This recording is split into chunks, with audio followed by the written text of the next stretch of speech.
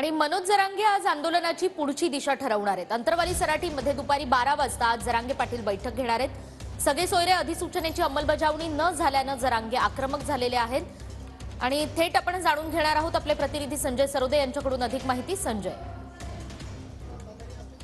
निकिता, नक्कीच जरांगे पाटील यांचा उपोषणाचा आज 12वा दिवस आहे, परंतु काल सरकारने विशेष अधिवेशन बोलवलं होतं आणि जरांगे पाटलांना मुख्यमंत्र्यांनी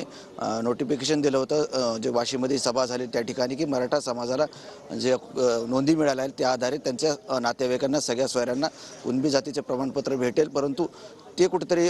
जे मुख्यमंत्र्यांनी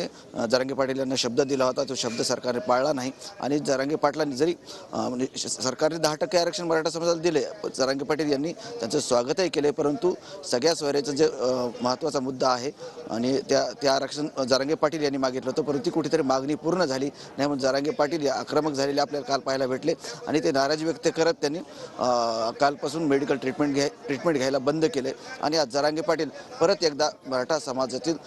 राज्यातील सर्व त्यांचे जे समन्वयक असतील किंवा त्यांचे कार्यकर्ते असतील, समाज असेल, त्यांची मीटिंग 12 वाजता अंतरवाली सराटीमध्ये घेणार आहेत आणि या मीटिंगमध्ये पुढचं आंदोलन कसं असेल, हेच उपोषण पुढे चालू राहणार का किंवा वेगळी आंदोलनाला दिशा असेल का, हे सर्व आजच्या मीटिंगमध्ये ठरणार आहे। हो संजय, अधिक जाणून घेत राहणार आहोत। तुर्तास धन्यवाद।